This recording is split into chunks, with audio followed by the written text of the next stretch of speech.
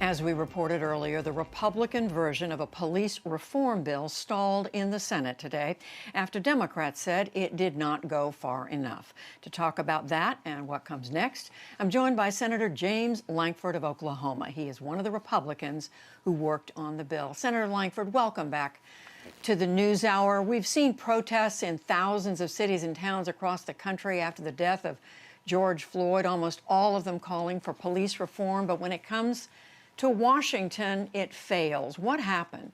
It's a great frustration today. Speaker Pelosi in the House put together a bill that they want to have as police reform. We pulled together a bill from the Senate side to have police reform. The Senate rules are very different than the House. Obviously, the majority in the House can put whatever bill if they want to. It doesn't have to be bipartisan. In the Senate, it does. And so the way that we manage that is before we get on the bill, you have to have 60 votes. Then you amend it. Once all the amendments are done, you have another 60 votes to make sure both sides are heard, and then you actually pass it with 51 votes. So today was a procedural vote to say we brought 15 different items all together to be able to start the debate. We want to be able to open it up for amendments, and to say let's amend it until we're done, and then when we're done and we all agree that we're done on amending it, then we can move to final passage. Democrats today said, no, we want to do the Pelosi bill or not do a bill at all. And that was the frustration that we had, and the surprise, quite frankly, to Republicans, because we had quite a few items that are in this bill that are very similar to the bill from Speaker Pelosi. Things like ending chokeholds, increasing dramatically the use of body-worn cameras, increasing transparency, getting additional reporting from all over the country. So there's a lot of things that are in it, including additional training and things that are similar. So it was a surprise they didn't want to even try to amend it. Well, several things to pick up on there, Senator. Senator Kamala Harris called it, quote, crumbs on the table. Democrats are saying it didn't go far enough in terms of banning chokeholds, banning no-knock warrants, that it didn't address this very sensitive issue of qualified immunity. So there really was distance between Democrats and Republicans on this legislation. So I'd say about 70% of it we have wide agreement on, 30% of it we don't. But the thing is that in the Senate, you open it up for debate. There were 20 amendment options that were allowed to say, let's have up to 20 amendments on this. And they said, no, we don't want to even amend it. We don't want to discuss it. We want to only do the one that's in the House. That's the problem that we dig into on this. So it's become a political issue more than anything else. Quite frankly, we do ban chokeholds on it. We just do it a different way. Chokeholds can only be banned for federal folks, obviously. Then you have to be able to take funds away in other ways because we don't have jurisdiction to be able to tell what a local police department can do. So we ban one type of funding, they ban another type of funding on it, but it has the exact same result. So it's always seemed odd to me for them to say you don't ban chokeholds when we certainly do. We don't get into the issue of qualified immunity. You are correct. We want to be able to hold police officers criminally accountable. If they do something criminal, they end up in prison just like anyone else who violates a crime. The whole issue about qualified immunity is after they've had a criminal offense, then we're also going to go back to their family and to take away their home and to take away their pension away from their family after the police officer is in prison. We think there's a better way to be able to provide accountability to the police department where that individual faces criminal penalties on it, but it may not also civilly punish their family as well. So we just have a disagreement on that, the way to solve it. Excuse me, Senator, aren't there Democrats? Senator Braun of Indiana, for example, says he's prepared to look at this issue of qualified immunity. Senator Lindsey Graham said he's prepared to look at it. You have other Democrats saying we're prepared to sit down and negotiate, but we weren't even involved. We weren't asked to be involved by Republicans when this was drawn up.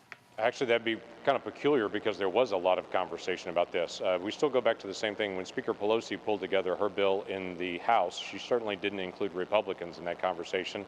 We're pulling together a proposal from the Senate, which we actually did have multiple conversations with multiple Democrats in the process and pulled items from the Democrat bill from the House as well to be able to include in this one. So it ends up being a political game that people get very frustrated with. Because from the outside it says, why can't we make progress? Quite frankly, today we were very frustrated as well because we blocked off this week and next week to be able to open up the bill to amendments and changes, and anything that they want to be able to, excuse me, anything they want to be able to add to it or to be able to make changes on, we're welcome to be able to engage and debate it, put it on the floor and let's discuss it. That's why we blocked off 2 weeks' time. But as of today, they said, no, they don't want to even debate it. That's the frustrating part, to say there's a lot on the table on body cams and everything else where we have wide agreement on. Let's at least move on what we can agree on and then keep going. So, Senator, what do you say to Americans looking at all this and asking, where does this go? Is it dead? I hope it is not. There was a movement to move to the National Defense Authorization, which is also important. That was what was scheduled originally this week and next week. Speaker McConnell moved that to the end of July, but since this failed, it just got moved back up again. That means the next time we can take up this bill is now in the end of July to be able to deal with this. So our hope was to have this done by July the 4th. The House is coming back into session for a couple days at the end of this month. We were hoping to be able to get this out, have the House version passed, to be able to conference it, and before we got to July the 4th to be done with this portion of it. We think the American people want to see progress in this, and this was the time to do it. For whatever reason, the Democrats are now saying, as of the end of the day today, they want to go back to committee. They want to have multiple hearings, and that delays this process significantly again. So not only could we not get debate on the floor on it today, if they want to go back to committees, then we're now into September before this can move again. So the hope is, let's keep everybody talking and moving, but we can't get everybody to the table, force everyone to the table. We can just set things on the table and say, let's have that dialogue. Senator, quickly to a few other important issues. One is the surging number of COVID cases around the country, especially across the South and the Southwest. Where does Oklahoma stand right now? Yeah, our cases have increased dramatically in about the last 10 days. We had about 7 or 8 weeks of decline every week. We went through phase 1, phase 2, and phase 3. Continue to see declines all the way through that process. In the last 10 days, it's popped back up again. I talked to one of the scientists and medical professionals very early in the process, and they said dealing with a virus like this is like putting both hands on a helium balloon and holding it down. You know you can hold it down, but at some point if you let it go, it's going to rise again. So until we get a vaccine, we're going to have to manage this as much as we can, and I think we'll have periods of it reinforcing to people, wear a mask, continue to do hand washing, continue to keep distancing physically from other people. We got to be able to keep people that are high risk away. But in Oklahoma, we've seen our numbers rise, especially among the young. Our mortality rate has not increased. Our hospitalization has increased, but we're still less than 200 hospitalization in the entire state. So it's not been a huge increase like what we've seen in other states. But we've got to be able to pass this message on, especially to the young.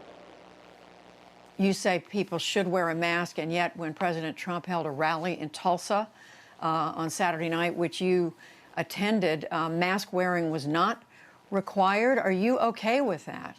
So mask wearing is not required in our state right now. It's recommended. I did wear a mask Saturday night. I was at the rally.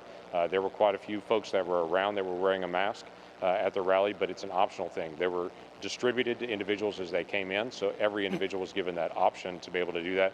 There's hand sanitizers everywhere. There were temperature checks as you came in, so they were trying to monitor it. Our state also has 80 different testing sites, and the word was put out early on, if you're planning on attending the rally, you can stop by any one of those 80 testing sites and to be able to get a test before you go as well.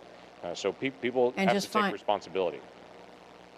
And just finally, Senator, President Trump in the last few days has used the term Kung flu to refer to the COVID virus. As you know, a lot of people are saying that's racist.